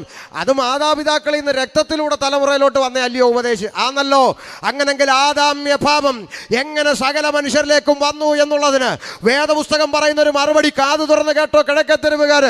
വായിച്ചുകൊണ്ട് അപ്പോസ്തല പ്രവൃത്തി 17:26, 17:26 ഒന്ന് കാതു തുറന്ന് കേട്ടോ. 17:26. ഭൂതലത്തിലെങ്ങും കുടിയിരിപ്പാൻ അവൻ ഒരുത്തനിൽ നിന്ന് മനുഷ്യജാതിയൊക്കെയും ഉളവാക്കി. നിൽക്കട്ടെ, ഇത് ബൈബിൾ അറിയുന്നവർക്കെല്ലാം അറിയാം. എന്നാൽ പുറത്തുള്ളവർക്ക് മനസ്സിലാക്കാൻ വേണ്ടി അതിനകത്ത് ചെറിയൊരു മാറ്റമല്ല, ഒന്ന് വ്യക്തത വരുത്തി വായിക്കാൻ പോവുക. ശ്രദ്ധിച്ചേ ദൈവാസനെ, അവിടെ 2 പദമുണ്ട്. അവൻ എന്നൊരു പദമുണ്ട് അല്ലേ? അത് ദൈവത്തെ കുറിക്കുന്നതാണ്. അവിടെ ദൈവം എന്ന് തന്നെ ചേർക്കാം പുറത്തുള്ളവർക്ക് മനസ്സിലാക്കാൻ വേണ്ടി. 2 ഒരുത്തൻ എന്നൊരു പദമുണ്ട്, അത് ആദമിനെ കുറിക്കുന്നു. അവിടെ ആദമെന്ന് ചേർത്ത് ഒന്നുകൂടെ വായിച്ചു കൊടുത്തേ, പുറത്തുള്ളവർക്കൊന്ന് ക്ലിയർ ആകാൻ വേണ്ടി. ഭൂതലത്തിലെങ്ങും കുടിയിരിപ്പാൻ ദൈവം ഒരുവനിൽ നിന്ന്, ആമേൻ, ആദമിൽ നിന്ന് മനുഷ്യജാതിയൊക്കെയും ഉളവാക്കി. കേട്ടോ നാട്ടാരെ, ഭൂതലത്തിലെങ്ങും കുടിയിരിപ്പാൻ ദൈവം, സൃഷ്ടാവ്, പടച്ചവൻ, ഈശ്വരൻ ദൈവം ഒരുത്തനിൽ നിന്ന്, ആരാ ഒരുത്തൻ? ആദമിൽ നിന്ന്, ആദാമ്യ രക്തത്തിൽ നിന്ന്. ഹിന്ദുവിനെ സൃഷ്ടിച്ചെന്നല്ല, മുസൽമാനെ സൃഷ്ടിച്ചെന്നല്ല, ക്രിസ്ത്യാനിയെ സൃഷ്ടിച്ചെന്നല്ല, മനുഷ്യജാതിയെ സൃഷ്ടിച്ചു. കേൾക്കുന്നുണ്ടോ? ഒറ്റ രക്തത്തിൽ നിന്ന്, ആദാമ്യ രക്തത്തിൽ നിന്ന് മനുഷ്യജാതിയെ സൃഷ്ടിച്ചെന്ന്. എന്തിനാ? ഭൂതലത്തിലെങ്ങും കുടിയിരുപ്പാൻ ദൈവം. അപ്പൊ ഈ ദൈവം എന്ന് പറയുന്ന സൃഷ്ടാവ് ഏതെങ്കിലും ഒരു പഞ്ചായത്തിൽ ഒതുങ്ങുന്ന പുള്ളി അല്ല. ഏതെങ്കിലും ഒരു വില്ലേജിൻ്റെ അകത്ത് തളച്ചിടാൻ പറ്റുന്നവൻ അല്ല. ഏതെങ്കിലും ഒരു കെട്ടിടത്തിൽ പൂട്ടിയിടാൻ പറ്റുന്നവൻ അല്ല. ഏതെങ്കിലും ഒരു സ്റ്റേറ്റിൻ്റെ അകത്ത് ഒതുക്കാൻ പറ്റുന്നവൻ അല്ല. ഭൂതലത്തിലെങ്ങും കുടിയിരിക്കുന്നവൻ ദൈവം. കേൾക്കുന്നുണ്ടോ? മൂക്കി ശ്വാസമുള്ള പേട്ട് മനുഷ്യന്റെ കൽപ്പനയ്ക്കനുസരിച്ച് താളം ചവിട്ടുന്നവനല്ല സൃഷ്ടാവ്. മൂക്കി ശ്വാസമുള്ള പേട്ട് മനുഷ്യന്റെ കൽപ്പനയ്ക്കനുസരിച്ച് താളം ചവിട്ടുന്നവനല്ല ദൈവം. മേപ്പോട്ട് വലിക്കുന്ന ശ്വാസം കീപ്പോട്ട് വിടാൻ പറ്റാതെ പോയാൽ ഇല്ല, പുലേനാർക്കോട്ടെ പോയി കിടന്ന് വലിക്കും. എത്ര കിലോ ഇറച്ചിയുള്ളവനും വലിക്കും. ഏതൊരു മനുഷ്യന് ഉറച്ചു നിന്നാൽ ഒരു ശ്വാസം.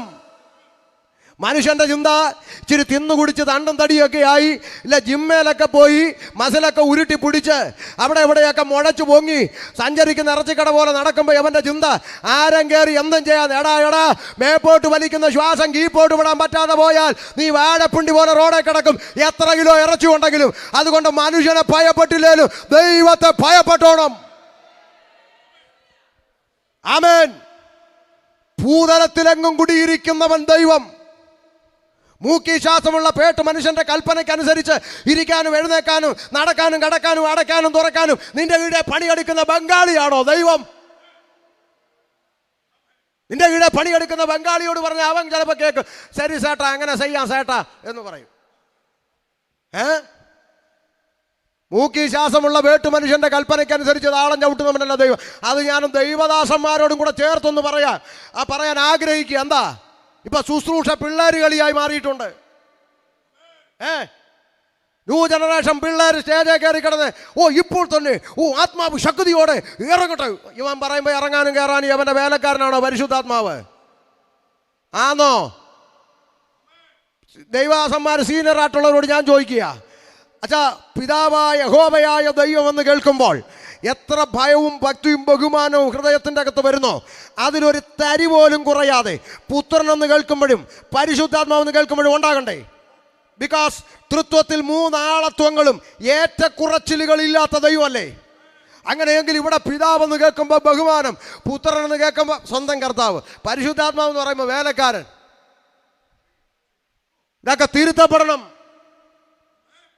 അമ്മമാരോടും പറയുക, പിള്ളേരെ വൈറലാക്കാൻ വേണ്ടി ബൈബിൾ എടുത്ത് കയ്യെ കൊടുത്തേച്ച് മൊബൈലും പിടിച്ച് കുണുങ്ങി നിൽക്കുന്ന പരിപാടി നിർത്തിയാക്കണം. പിള്ളേർ കളിക്കാനുള്ളതല്ല ഇത് ദഹിപ്പിക്കുന്ന അഗ്നിയാണ്. പഠിക്കാൻ വിടേണ്ട സമയത്ത് പിള്ളേരെ പഠിക്കാൻ വിടണം. കൊച്ചു പിള്ളേരെ സ്റ്റേജിൽ കയറ്റി വിക്രിയ കാണിക്കുന്ന പരിപാടിയല്ല ശുശ്രൂഷ. സ്തോത്രം. എന്നാ മിണ്ടാത്ത? ഞാനേ പറയത്തുള്ളൂ, അതുകൊണ്ടാണ് പറയുന്നത്. പിള്ളേർ പിതാക്കന്മാർ തലനരച്ചവരിയ്ക്കുമ്പോൾ മാക്രി കുഞ്ഞു പോലെ ഒരുത്തൻ കിടന്ന് എന്ന് പറഞ്ഞ് കിടന്ന് കാറുക. ഒരമ്മാമ്മയുടെ മുടിക്ക് കുത്തി പിടിച്ചിട്ട് ദുഷ്ട പിശാച്, നിന്നെ ഞാൻ ഇപ്പം ചുടുവാന്ന് ഞാൻ കണ്ടതാ. നടത്തിപ്പുകാരനോട് ഫോണിൽ വിളിച്ചു ഞാൻ ചോദിച്ചു, പാസ്റ്ററെ, ഞാൻ ഈ ബൈബിൾ കോളേജിലൊന്നും പഠിച്ചിട്ടില്ലാത്തതുകൊണ്ട് ഒരു സംശയം ചോദിച്ചു പഠിക്കാനാ.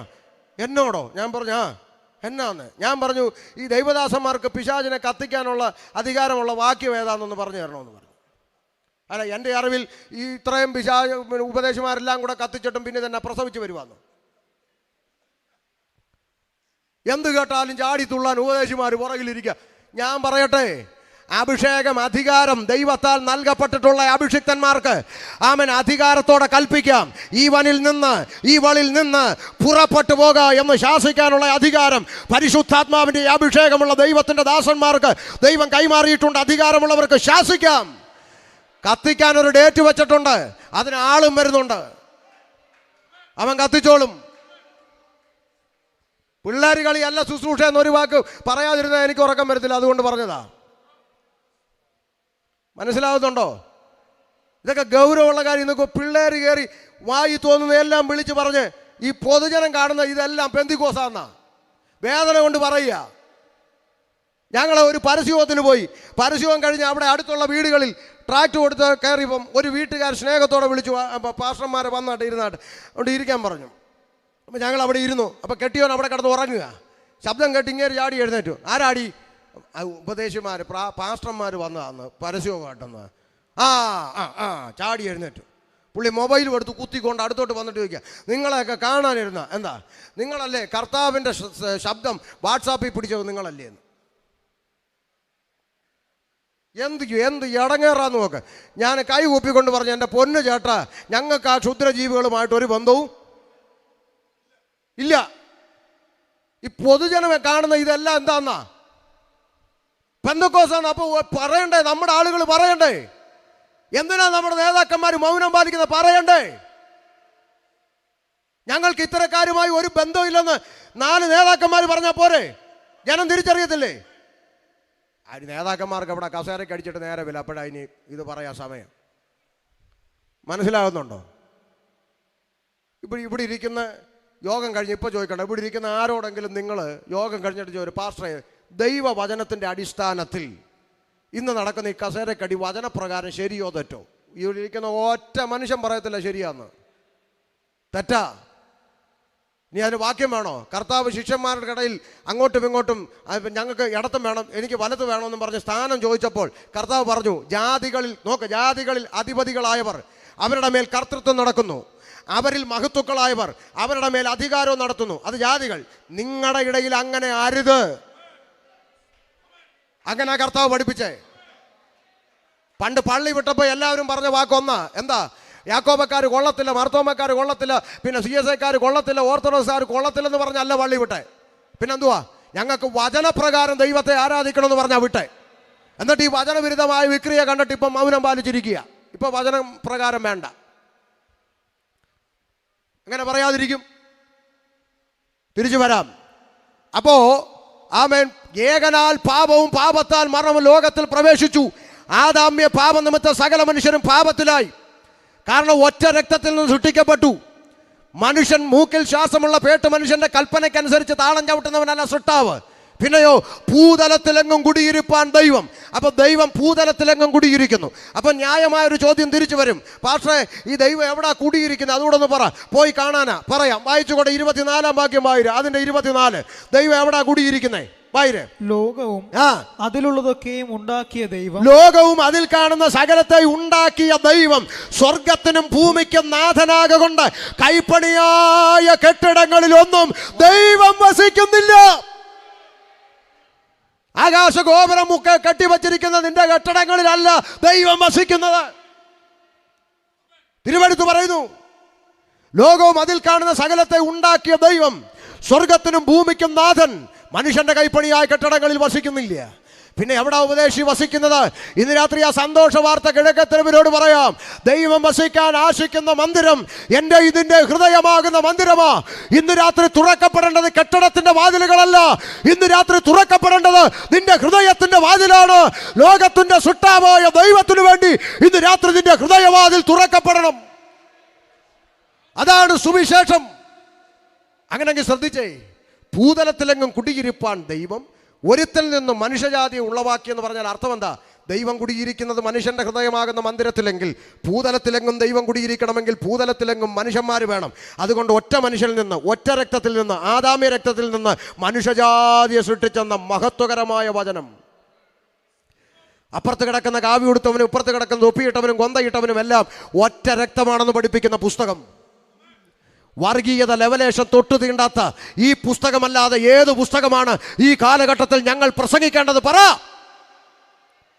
ഒറ്റ രക്തത്തിന്റെ ഉടമയാണ് മനുഷ്യനെന്ന് പഠിപ്പിക്കുന്ന പുസ്തകം. ആദാമ്യ പാപത്തിൽ നിന്ന് സകല മനുഷ്യരും പാപത്തിലായതുകൊണ്ട് ആമേൻ ഒറ്റ രക്തത്തിൽ നിന്ന് സൃഷ്ടിക്കപ്പെട്ട മനുഷ്യനിലേക്ക് പാപം പ്രവേശിച്ചു. 2 ഭാഗം പറഞ്ഞു നിർത്താം. ആമേൻ മനുഷ്യന്റെ അകത്ത് പാപം പ്രവേശിച്ചപ്പോൾ മനുഷ്യന് സംഭവിച്ച ഏറ്റവും വലിയ ദുരന്തം എന്താണെന്ന് റോമാലേഖനം 1-ാം അധ്യായം 21, 22, 23 ഭാഗങ്ങളിൽ ആമേൻ വെളിപ്പെടുത്തി. എന്താ പറഞ്ഞത്? ഞാൻ വായിക്കാം, സമയത്തിന്റെ പരിമിതി കൊണ്ട്. ആമേൻ അവർ ദൈവത്തെ അറിഞ്ഞിട്ടും, ഇങ്ങനെ എഴുതിയിരിക്കുന്നു, അവർ ദൈവത്തെ അറിഞ്ഞിട്ടും ഒരു ദൈവമുണ്ട്, ഒരു സൃഷ്ടാവുണ്ട് എന്ന് മനുഷ്യൻ അറിഞ്ഞിട്ടും അവനെ ദൈവമെന്ന് ഓർത്ത് മഹത്വീകരിക്കുകയോ നന്ദി കാണിക്കുകയോ ചെയ്യാതെ തങ്ങളുടെ നിരൂപണങ്ങളിൽ വ്യർത്ഥമായത് ചെയ്യാൻ തുടങ്ങിയെന്ന്. എന്താ വ്യർത്ഥമായത്? ആമേൻ അവരുടെ വിവേകമില്ലാത്ത ഹൃദയം ഇരുണ്ടുപോയി എന്ന് എഴുതിയിരിക്കുന്നു. അവരുടെ അകത്ത് പാപം എന്ന് പറയുന്ന ഇരുട്ട് പ്രവേശിച്ചപ്പോൾ അടുത്ത വാക്ക് പറയുന്നു, ജ്ഞാനികളെന്ന് പറഞ്ഞുകൊണ്ട് അവർ മൂഢരായി പോയി. ഞങ്ങൾക്കെല്ലാം അറിയാവുന്ന ചിന്തയുണ്ട്, പക്ഷെ ഒന്നും അറിയത്തില്ല. തിരുവനന്തപുരത്തിൻ്റെ തെക്കേ അറ്റത്ത് പാലോടെന്ന് പറഞ്ഞ സ്ഥലത്ത് ഒരു കത്തോലിക്കക്കാരനോട് സുവിശേഷം പറയാൻ ചെന്നപ്പം പുള്ളി പറയുക, എനിക്ക് വയസ്സ് 54 ഉണ്ട് ഉപദേശി, 54 വർഷമായിട്ട് ക്രിസ്ത്യാനിയായിട്ട് ജീവിക്കുന്ന എൻ്റെ അടുത്താണോ ഇന്നലെ വന്ന് നിങ്ങൾ സുവിശേഷം പറയാൻ വന്നതെന്ന്. പുള്ളിക്ക് 54 വർഷമായിട്ട് ക്രിസ്ത്യാനിയാ. ചുമ്മാ ഒരു രസത്തിന് ചോദിച്ചു, ശരി അച്ഛാ ദൈവം അനുഗ്രഹിക്കട്ടെ, ഈ യേശുവിൻ്റെ പേരെന്താന്ന് ചോദിച്ചു. യേശുവിൻ്റെ പേരെന്താന്ന് ചോദിച്ചു. പാലോടുകാരൻ അച്ചാൻ പറഞ്ഞ മറുപടി പുള്ളി പറഞ്ഞ പോലെ തന്നെ ഞാനങ്ങ് പറയട്ടെ. പുള്ളി പറയുക, യേശുവിൻ്റെ പേര് യേശു, ഇപ്പം വേറെന്തൊരു പേരിരിക്കണം യേശുവിനെന്ന്. കേട്ടോ, യേശുവിൻ്റെ പേര് യേശു, ഇപ്പം വേറെന്തൊരു പേരിരിക്കണം യേശുവിനെന്ന്. ദൈവം നമ്മോടുകൂടെ എന്ന അർത്ഥമുള്ള ഇമ്മാനുവേൽ എന്ന് പേർ വിളിക്കപ്പെടുമെന്ന് തിരുവെഴുത്തിലുണ്ട്. 54 വർഷത്തെ ക്രിസ്ത്യാനി കണ്ടിട്ടില്ല. എന്താ കാണാത്ത? പുസ്തകം വായിക്കണ്ടേ? ബൈബിൾ വീട്ടിലുണ്ട്, അതെടുത്ത് ഷോക്കേഴ്സിൽ വെച്ച് കറണ്ട് ചാർജിൻ്റെ കോപ്പിയും കരവടച്ചതിൻ്റെ രസീതും തൊഴിലുറപ്പിൻ്റെ ചീട്ടും നോട്ടീസും എല്ലാം പുസ്തകത്തെ കൊണ്ടുവച്ച് ചെമ്പരത്തിപ്പൂവും പറിച്ചിട്ട് ചന്ദനത്തിരിയും കത്തിച്ച് പുകച്ച് പുസ്തകമെടുത്ത് ഷോക്കേഴ്സിൽ വെച്ച് റോഡിൽ കൂടെ ഓലക്കാലം പിടിച്ചുകൊണ്ട് നടക്കുക. പിന്നെ എങ്ങനെ നീ കാണും? നീ ആദ്യം പുസ്തകം തുറന്ന് വായിക്കേ. പുസ്തകം തുറന്ന് വായിക്കും. ഒരു പെന്തക്കോസുകാരൻ്റെ വാക്ക് നീ കേൾക്കണ്ട. നിന്റെ വീട്ടിനകത്തിരിക്കുന്ന തിരുവെഴുത്ത് തുറന്ന് വായിച്ചാൽ വേദപുസ്തകം പറയുന്നു, നിങ്ങൾ സത്യം അറിയുകയും സത്യം നിങ്ങളെ സ്വതന്ത്രരാക്കുകയും ചെയ്യും. മനുഷ്യൻ സൃഷ്ടാവിനെ മറന്നു. പാപം അകത്ത് കയറിയപ്പോൾ സംഭവിച്ച ഒന്നാമത്തെ ദുരന്ത സൃഷ്ടാവിനെ മറന്നു. അടുത്തത് ആമേൻ അക്ഷയനായ ദൈവത്തിന്റെ തേജസ്സിനെ അവർ ക്ഷയമുള്ള മനുഷ്യൻ, പക്ഷി, നാൽക്കാലി, ഇഴജാതി എന്നിവയുടെ രൂപസാദൃശ്യമാക്കി മാറ്റിക്കളഞ്ഞു. പാപം അകത്ത് കയറിയപ്പോൾ ദൈവത്തിന് കൊടുക്കേണ്ട മഹത്വം പങ്കുവച്ചു. ആർക്ക്? സൃഷ്ടാവിനെ മറന്നിട്ട് സൃഷ്ടിക്ക് പങ്കുവച്ചു. ആർക്കൊക്കെ പങ്കുവെച്ചെന്നാ വായിക്ക? ക്ഷയമുള്ള മനുഷ്യൻ ദൈവത്തിന് കൊടുക്കേണ്ട മഹത്വം, പുകഴ്ച, ആരാധനയും മനുഷ്യൻ ആർക്ക് കൊടുത്തു? മനുഷ്യന്മാർക്ക് കൊടുത്തു. അപ്പൊ ഇവിടെ ആരുണ്ടായി? പറ. ആൾ ദൈവങ്ങളുണ്ടായി. ഇപ്പൊ കേരളത്തിൽ ആൾ ദൈവങ്ങളെ തട്ടിയിട്ട് നടക്കാൻ മേല. ഓരോ ആഴ്ച ഓരോ പഞ്ചായത്തിൽ നിന്ന് ഓരോന്ന് വരിക. ഇപ്പം ചില മാസങ്ങൾക്ക് മുമ്പ് ഞാനും വായിച്ചു പത്രത്തിൽ, കേരളത്തിൽ അറിയപ്പെടുന്ന ഒരാൾ ദൈവത്തിന് പനിയാ, പ്രാർത്ഥിക്കണമെന്ന്. എന്നിട്ട് മനസ്സിലാകാത്ത മണ്ടൻ മലയാളി. മനസ്സിലാകുന്നുണ്ടോ? മനുഷ്യന് മഹത്വം കൊടുത്തു. പിന്നെ ആർക്കൊക്കെ പറ? പക്ഷി, പിന്നെ നാൽക്കാലി, പിന്നെ ഇഴജാതി. കേട്ടെ, ഇവിടെ പാരമ്പര്യം പറയുന്ന ക്രിസ്ത്യാനി ഈ പറഞ്ഞ നാലിനെയും കൂടെ ഒന്നിച്ച് ഒരു കണ്ണാടി കൂട്ടിലാക്കി ഒട്ടാരക്കര വെച്ച് മഹത്വം കൊടുക്കുക. മനസ്സിലായോ വല്ലോ? നാൽക്കാലി, മേലെ ഇരുകാലി, കീഴെ ഇടജാതി, ഇടജാതിക്ക് 2 ചിറകും. മനസ്സിലായോ? നീ പുസ്തകം വായിക്കുന്നു. സൃഷ്ടാവായ ദൈവത്തെ അങ്ങ് മറന്നു. പാപം അകത്ത് കയറിയപ്പോൾ സൃഷ്ടിക്ക് മഹത്വം കൊടുത്തു. പാപത്തിന്റെ പടുകുഴിയിൽ നിന്ന് പടുകുഴിയിലേക്ക് മനുഷ്യൻ വീണുപോയപ്പോൾ ഈ പാപത്തിന്റെ ഇരുട്ടിൽ നിന്നൊരു വെളിച്ചം തേടി മനുഷ്യൻ നിലവിളി തുടങ്ങി. നേർച്ച കാഴ്ചകൾ, തീർത്ഥയാത്രകൾ, പുണ്യകർമ്മ ക്രിയാദികളെല്ലാം നടത്തി നോക്കി. വെളിച്ചം തേടി നിലവിളികൾ ആരംഭിച്ചു, പുണ്യകർമ്മ ക്രിയാദികൾ ആരംഭിച്ചു. വെളിച്ചം തേടി, ഈശ്വര കടാക്ഷം തേടി ഈ പത്തനംതിട്ട ഇലന്തൂരിൽ ഒരു പച്ച മനുഷ്യനെ വെട്ടിനുറുക്കി നരബലി കൊടുത്തു നോക്കി. കിട്ടിയോ മോക്ഷം? കിട്ടിയോ? ഇല്ല. അകത്ത് കിടന്ന് ഉണ്ട തിന്നുക. ഇപ്പൊ ഉണ്ടയില്ല, ചപ്പാത്തിയാന്ന് തിന്നുക. ഇന്ന് രാത്രി കിഴക്കത്തെരുവിനോട് പറയാം, മോക്ഷം തേടി മനുഷ്യൻ ആവുന്ന പണി 58 ചെയ്ത് ആമേൻ ഇരുട്ടിൽ നിന്ന് വെളിച്ചം തേടി ഈശ്വരന്മാരോട് നിലവിളിച്ചു. നേർച്ച കാഴ്ച, തീർത്ഥയാത്ര, പുണ്യകർമ്മ ക്രിയാദികളെല്ലാം ചെയ്തു നോക്കി. പരാജയപ്പെട്ടപ്പോൾ സകല മനുഷ്യന്റെയും നിലവിളിക്ക് മറുപടിയായി ഇന്നേക്ക് 2000 വർഷങ്ങൾക്കപ്പുറത്ത് സാക്ഷാൽ ദൈവം വേഷത്തിൽ മനുഷ്യനായി ലോകത്തിലേക്ക് ഇറങ്ങി വന്ന് പാലസ്തീന്റെ പച്ചമണ്ണിൽ കാലമർത്തി ചവിട്ടി നിന്ന് ലോകത്തോട് വിളംബരം ചെയ്തു, ഞാൻ ലോകത്തിന്റെ വെളിച്ചമാകുന്നു, എന്നിൽ വസിക്കുന്ന ാരും ഇരുളിൽ നടക്കുകയില്ല, ഞാൻ ലോകത്തിന്റെ വെളിച്ചമാണെന്ന് അവകാശത്തോടെ, അധികാരത്തോടെ ലോകത്തോട് പ്രസ്താവിച്ച, ലോകം കണ്ട ഒരേ ഒരു പ്രസംഗകൻ, ലോകം കണ്ട ഒരേ ഒരു പ്രവാചകൻ, ലോകം കണ്ട ഒരേ ഒരു മഹാഗുരു, ലോകം കണ്ട ഒരേ ഒരു ദൈവം, അവനത്ര ഇന്ന് രാത്രിയിൽ ഷമീർ അബ്ദുൽ സലാം പ്രസംഗിക്കുന്ന നാസ്രത്തുകാരനായ യേശു ക്രിസ്തു. അതുകൊണ്ട് ഇന്ന് രാത്രി കിഴക്കത്തെരുവിനോട് ഞങ്ങൾ ഒരിക്കൽ കൂടി വിളംബരം ചെയ്യുന്നു, മറ്റൊരുത്തനിലും രക്ഷയില്ല. മാനവജാതിക്ക് രക്ഷ പ്രാപിപ്പാൻ ആകാശത്തിന്റെ കീഴിൽ മനുഷ്യരുടെ ഇടയിൽ യേശുക്രിസ്തു എന്ന ഏക നാമമല്ലാതെ പോരാ, ഏക സത്യ സുവിശേഷമല്ലാതെ പോരാ, ഏക സത്യ നിത്യ ദൈവമല്ലാതെ മറ്റൊരു രക്ഷാ മാർഗമില്ല. അതാണ് സുവിശേഷം. പറഞ്ഞവസാനിപ്പിക്കാം. യേശുക്രിസ്തു സകല മാനവരാശിയുടെ പാപത്തിന് പരിഹാരം വരുത്തുവാൻ ലോകത്തിലേക്ക് വന്നു. കാൽവരിയുടെ കൊലക്കളത്തിൽ തൻ്റെ പ്രാണനെ എനിക്കും നിനക്കും പകരമായി യാഗമർപ്പിച്ചു. അരിമത്യക്കാരനായ യോസേഫിൻ്റെ കല്ലറയ്ക്കൽ എൻ്റെ കർത്താവിൻ്റെ ഭൗതിക ശരീരം അടക്കം ചെയ്യപ്പെട്ടു. ഇന്ന് രാത്രി ദേശത്തോട് പറയാം, 3 ആണി കൊണ്ട് അരിമത്യക്കാരനായ യോസേഫിൻ്റെ കല്ലറ കൊണ്ട് എൻ്റെ യേശു അവസാനിച്ചിരുന്നെങ്കിൽ, 3 ആണി കൊണ്ട് അവസാനിച്ച യേശുവിനെ പ്രസംഗിക്കാൻ ഷമീർ വരത്തിലിവിടെ. 3 ആണി കൊണ്ട് അവസാനിച്ച യേശുവിന് വേണ്ടി IPC ഒരു കൺവെൻഷൻ വെക്കത്തിലിവിടെ. 3 ആണി കൊണ്ട് അവസാനിച്ച യേശുവിന് വേണ്ടി പാടാൻ ഇവിടെ ഒരു കൊയർ ടീം ഇല്ല. പിന്നെ എന്തുകൊണ്ട് പാടുന്നു, എന്തുകൊണ്ട് പ്രസംഗിക്കുന്നു?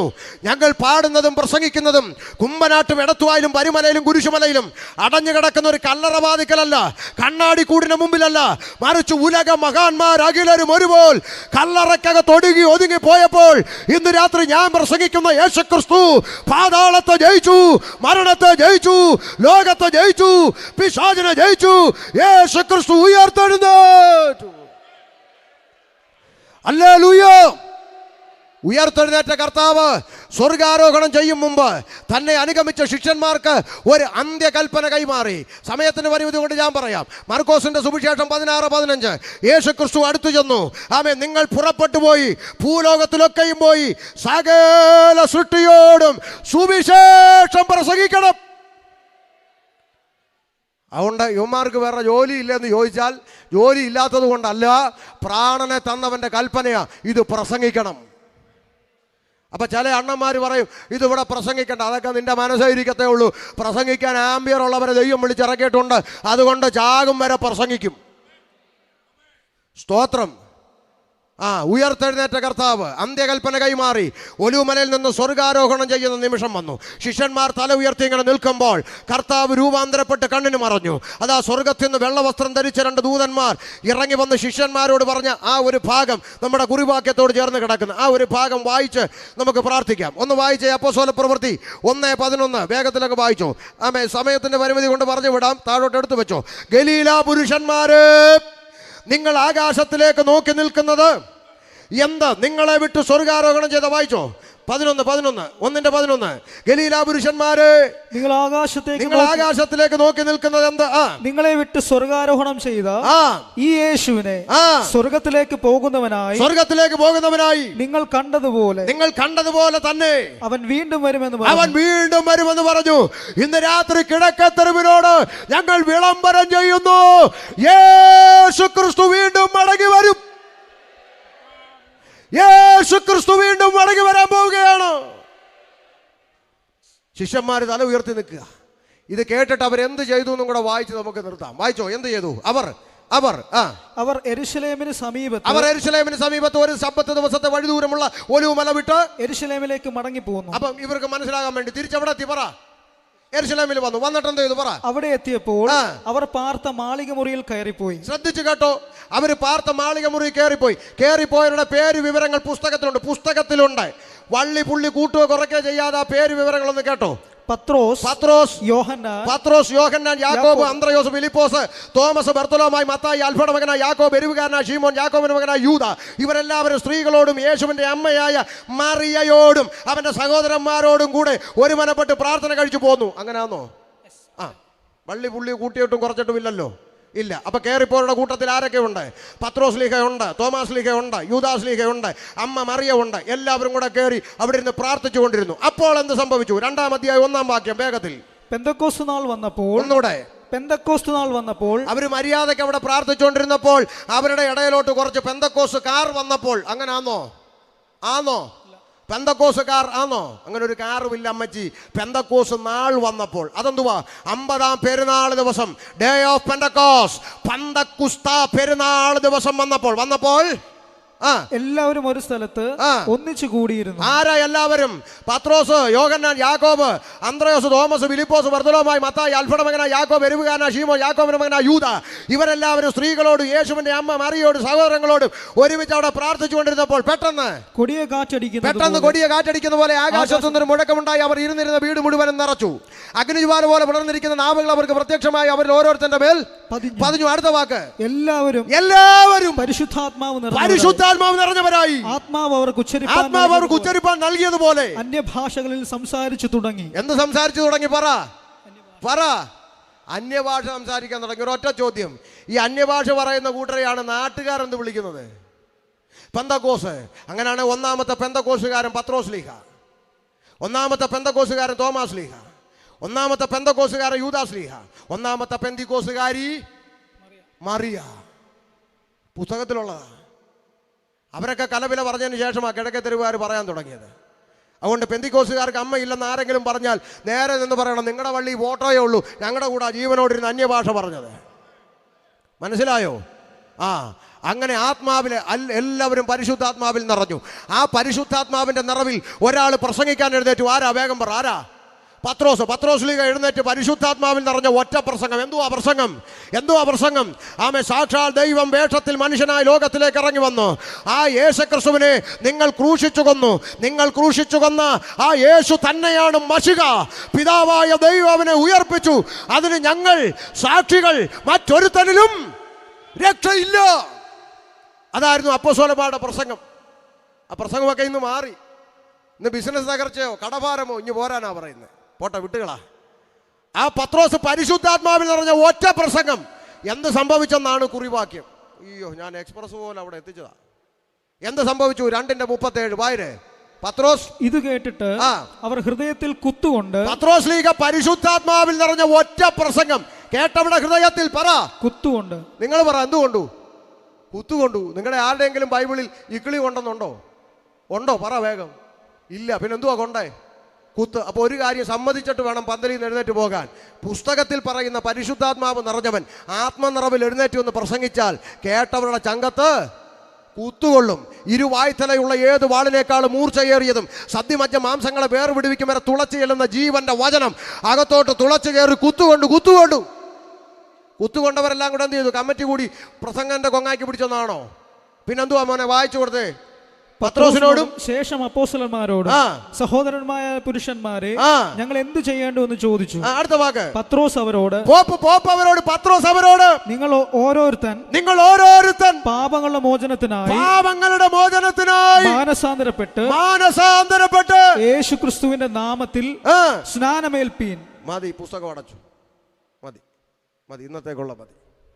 നിങ്ങൾ ഓരോരുത്തൻ നിങ്ങളുടെ പാപങ്ങളുടെ മോചനത്തിനായി മാനസാന്തരപ്പെട്ട് സ്നാനപ്പെടാൻ. ഇത് തന്നെ അല്ലയോ അമ്മാമേ ഞങ്ങളും പറയുന്നത്. പത്രോസ് ലീഗ വിളിച്ചു പറഞ്ഞതൊരു വള്ളി പുള്ളി കൂട്ടുകയോ കുറയ്ക്കുകയോ ചെയ്യാതെ ഞങ്ങളും പറയുന്നു, പാപമോചനം വേണോ? ആദാമ്യ പാപത്തിൽ നിന്ന് മോക്ഷം ലഭിക്കണമോ?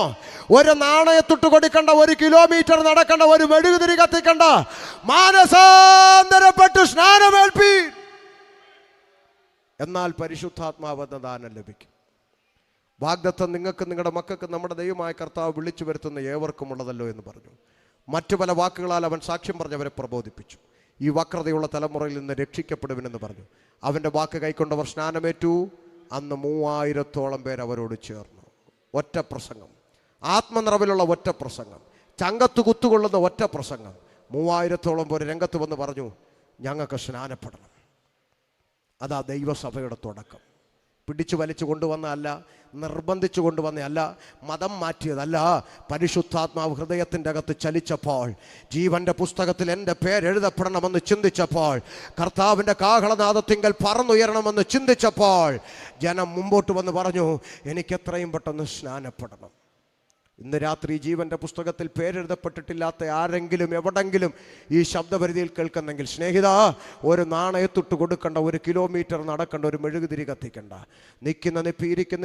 ഇരിക്കുന്നിടത്ത് ഇരുന്നു കൊണ്ട് ഈ യേശുക്രിസ്തുവിനെ കർത്താവും രക്ഷിതാവുമായ ഹൃദയത്തിൽ ഏറ്റുവാങ്ങിക്കൊണ്ട് മാനസാന്തരപ്പെട്ട് അടുത്ത ഒരു ദിവസം ആയുസ് നീട്ടിത്തന്നാൽ ഞാൻ സ്നാനമേറ്റോളാം കർത്താവെ നിന്ന് രാത്രി ഏറ്റു പറഞ്ഞാൽ, ഒരുപക്ഷെ ഈ രാത്രി കാഹളം ധ്വനിച്ചാൽ, ഇന്ന് രാത്രി കർത്താവ് വന്നാൽ നിനക്കും ആ കർത്താവിനോടുകൂടെ നിത്യത പങ്കിടുവാനിടയായിത്തീരും. വാക്കുകൾക്ക് വിരാമം കുറിക്കുന്നു. മനസ്സുണ്ടായിട്ടല്ല, നിവർത്തിയില്ലാത്തതുകൊണ്ട് ഇത്രയും ക്ഷമിച്ചു. അതുകൊണ്ട് എൻ്റെ വാക്കുകൾ നിർത്തുന്നു. പാടാൻ ഇന്ന് സമയം ഞാൻ എടുക്കുന്നില്ല. സമയം മുന്നോട്ട് പോയതുകൊണ്ട് നാളെ മറ്റന്നാൾ നിങ്ങൾക്ക് പാടിപ്പോകാനുള്ള സമയം ഇഷ്ടം പോലുണ്ട്. ഇപ്പോൾ നിയോഗിക്കപ്പെട്ടവർ പ്രാർത്ഥിച്ച് യോഗം അവസാനിപ്പിക്കട്ടെ. സർവേശ്വരൻ നിങ്ങളെ അനുഗ്രഹിക്കട്ടെ. ഒരിക്കൽ കൂടി ആവർത്തിക്കുന്നു, മറ്റൊരുത്തനിലും രക്ഷയില്ല. മാനവജാതിക്ക് രക്ഷ പ്രാപിപ്പാൻ, പാപമോചനം പ്രാപിപ്പാൻ, മോക്ഷം പ്രാപിപ്പാൻ, തിന്മയിൽ നിന്ന് നന്മയിലേക്ക് നയിക്കപ്പെടുവാൻ ആകാശത്തിൻ്റെ കീഴിൽ മനുഷ്യരുടെ ഇടയിൽ നൽകപ്പെട്ട ഏകനാമം കർത്താവായ യേശുക്രിസ്തു.